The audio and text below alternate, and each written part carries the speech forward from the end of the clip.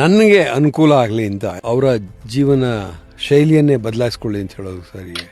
ಒಬ್ಬ ನಿರ್ದೇಶಕರಾಗಿ ತಮ್ಮ ಹಸಿವು ಏನಿತ್ತು? ನಮಗೇನಾಗುತ್ತೆ ಅಂದರೆ ನಾವು ಇವತ್ತಿನ ಬಗ್ಗೆ ಕೆಲವೊಂದು ನಿಲುವನ್ನು ತಗೊಂಡಿರ್ತೀವಿ.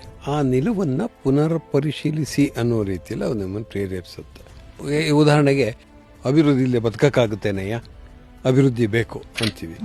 ಯಾರಿಗೊಬ್ರಿಗೆ ಅನ್ಯಾಯ ಆಗ್ತಿರುತ್ತೆ, ಯಾರೊಬ್ಬ ಕಳ್ಕೊತಾ ಇರ್ತಾನೆ, ಅವನ ಪಾಯಿಂಟ್ ಆಫ್ ವ್ಯೂ ಇಂದ ನಾವು ಇದನ್ನು ಅಭಿವೃದ್ಧಿ ನೋಡ್ತೀವ, ನೋಡಿರಲ್ಲ.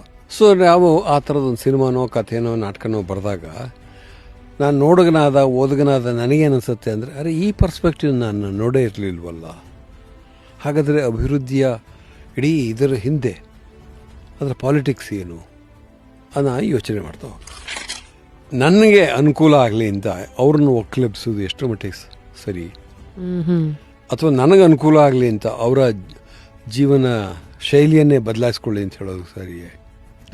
ಇದು ದೊಡ್ಡ ಸಮಸ್ಯೆ. ಇದೊಂದು ಫಿಲಸಾಫಿಕಲ್ ಪ್ರಶ್ನೆ. ಇದನ್ನು ಈ ಮನುಷ್ಯನ ಇತಿಹಾಸ ಉದ್ದಕ್ಕೂ ಪ್ರಶ್ನೆಗಳನ್ನು ಕೇಳ್ಕೊಂಬಂದಿದ್ದಾರೆ. ಮನುಷ್ಯನ ಇತಿಹಾಸ ಉದ್ದಕ್ಕೂ ಇದೇ ಅನ್ಯಾಯ ಮಾಡ್ಕೊಂಬಂದಿರೋದು. ಒಂದು ಅಭಿವೃದ್ಧಿ ಆಯಿತು ಅಂತ ಇದನ್ನು ಬೆನಿಫಿಟ್ ಯಾರಿಗೆ ಅಂತ ಕೇಳಿದರೆ ಅವರಿಗಂತೂ ಆಗಿರಲ್ಲ, ಬೆನಿಫಿಟ್ ಆಗೋದು ನಮಗೆ.